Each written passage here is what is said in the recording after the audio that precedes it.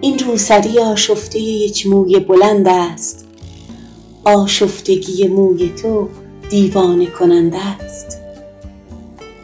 بالقوه سپید است زن، اما زن این شعر موزون و مخیر شده و قافیه مند است. در فوج مدل‌های مدرنیته هنوز او ابروش کمان دارد و گیسوش کمند است. پرواز تماشایی موهای رهایش تصویر رها کردن یک دست پرنده است.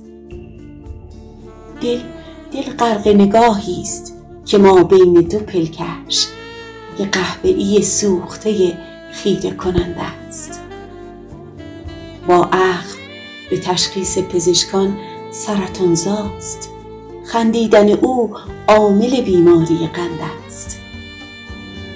تصویر دلش با کمک چشم مسلح انگار که سنگی ته شیئی شکننده است.